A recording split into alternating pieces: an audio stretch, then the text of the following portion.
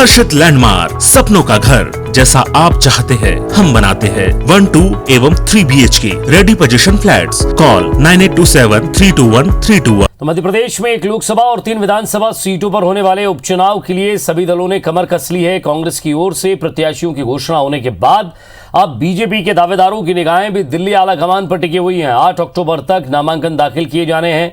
BJP नेताओं का कहना है कि प्रत्याशियों को लेकर सभी औपचारिकताएं पूरी हो गई हैं। जल्द ही नामों की घोषणा कर दी जाएगी।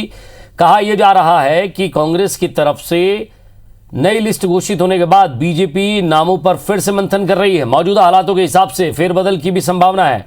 आज शाम तक नामों की घोषणा होने की उम्मीद जताई जा रही है।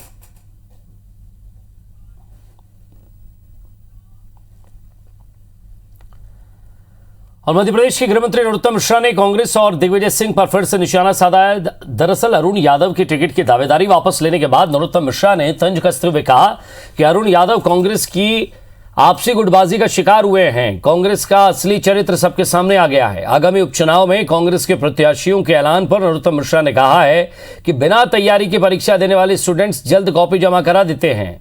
बीजेपी के टिकट वितरण को लेकर उन्होंने कहा कि जल्द ही टिकट की घोषणा होगी।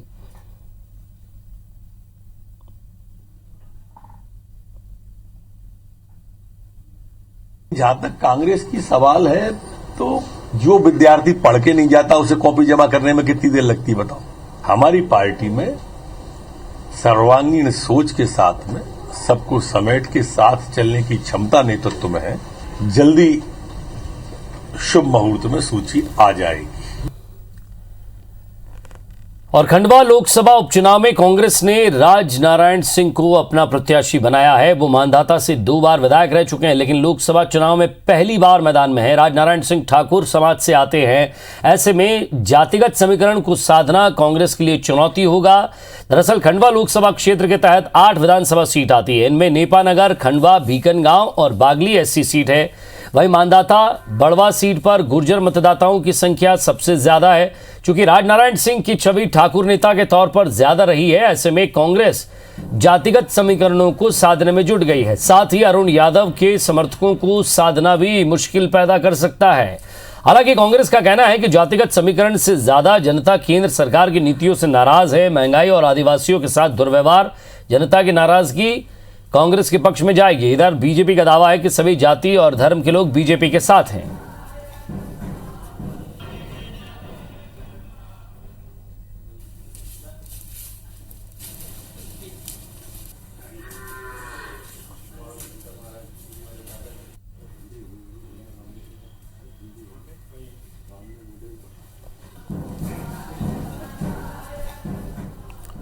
चलिए और ज्यादा बातचीत करते हैं।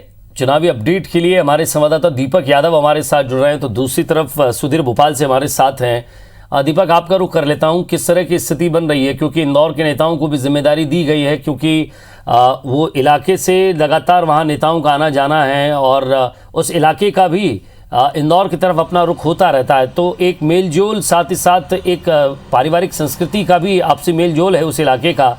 क्या लग रहा है उस स्थिति में, क्योंकि बीजेपी ने अभी अपनी तरफ से किसी भी उम्मीदवार की घोषणा नहीं की है, कांग्रेस अपने उम्मीदवार की घोषणा कर चुकी है, जातिगत समीकरणों को साधने में किस तरह की भूमिका रहेगी?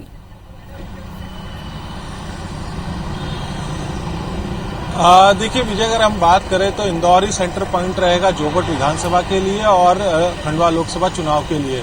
तमाम जो रणनीतियां हैं वो इंदौर से ही तैयार की जाएंगी और यहीं के जो इंदौर भाजपा के स्थानीय नेता हैं, चाहे वो इंदौर कांग्रेस के नेता हैं, इन्हीं के ऊपर अहम जिम्मेदारियां रहेंगी खंडवा लोकसभा सीट को लेकर और जोगट विधानसभा सीट को लेकर। हम खंडवा लोकसभा सीट की बात करें तो यहाँ पर राजनारायण सिंह पुन्नी को कांग्रेस ने अपना उम्मीदवार बनाया है। राजनारायण सिंह पुन्नी मानदाता से 3 बार के विधायक रह चुके हैं, लेकिन हाल ही के दिनों में जो उपचुनाव हुए थे उसमें मानदाता सीट पर उनके बेटे उत्तम पाल सिंह को करारी शिकस्त का सामना करना पड़ा था और राजनारायण सिंह पहली बार लोकसभा चुनाव के उम्मीदवार बने हैं।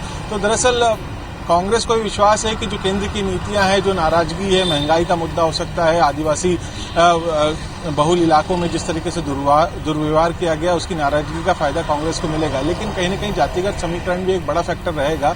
दरअसल खंडवा लोकसभा के अंतर्गत 8 विधानसभा सीट आती है, जिसमें से अगर हम बात करें तो नेपानगर, खंडवा, भीकनगांव जो है वो एससी सीट है, इसके अलावा जो अन्य सीटें हैं वो सामान्य सीटें हैं। लेकिन यहाँ पर जिस तरीके की राजनारायण सिंह पुन्नी की जो छवि रही है वो एक ठाकुर नेता के तौर पर रही है, दबंग नेता के तौर पर रही है। और जो अन्य सीटें हैं, अगर हम बात करें बागली विधानसभा की सीट, हालांकि ये एससी सीट है लेकिन यहाँ पर गुजर मतदाताओं की संख्या ज्यादा है। मांधाता सीट में गुजर बहुल इलाका है, बड़वा सीट पर यहाँ पर गुजर बहुल इलाके, तो कहीं न कहीं जाति का समीकरण एक बड़ा फैक्टर रहेगा। इसके अलावा जो एससी वोटर हैं उनको भी साधने की एक बड़ी कवायद कांग्रेस को यहाँ पर करनी पड़ेगी। तो ये तमाम फैक्टर हैं जिनको लेकर कांग्रेस को जातिगत समीकरणों का सामना करना पड़ेगा। और हालांकि कांग्रेस ने भाजपा से एक कदम आगे बढ़ते हुए अपने उम्मीदवार की घोषणा कर दी है। दूसरी तरफ जो अरुण यादव समर्थक हैं उनके बीच में अभी भी नाराजगी है, उन्हें साधना भी एक बड़ा टास्क रहेगा कांग्रेस के लिए। तो ऐसे तमाम पहलू हैं जिनको लेकर कांग्रेस को आने वाले दिनों में रणनीतियां बनानी होंगी। हालांकि कांग्रेस नेताओं का कहना है कि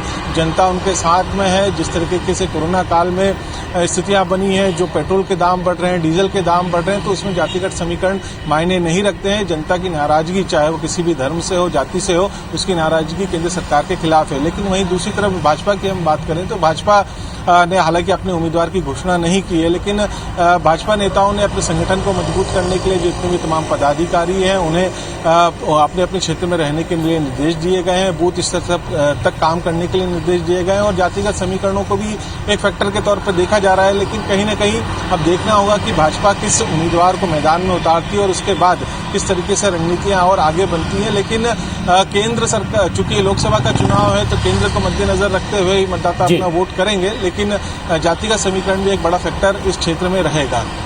जी, बने रहिए दीपक। अब हमारे साथ सुधीर के साथ जरा बातचीत करते हैं इस मसले को लेकर। सुधीर, आप टिकट की घोषणा अभी होना बाकी है। राजनारायण सिंह की उम्मीदवारी तो हो गई, उन्होंने अपनी उम्मीदवारी के साथ साथ टिकट भी पा लिया, लेकिन सवाल ये है कि आखिर उनकी टक्कर किससे होगी, इस बात का संशय उनके मन में भी होगा।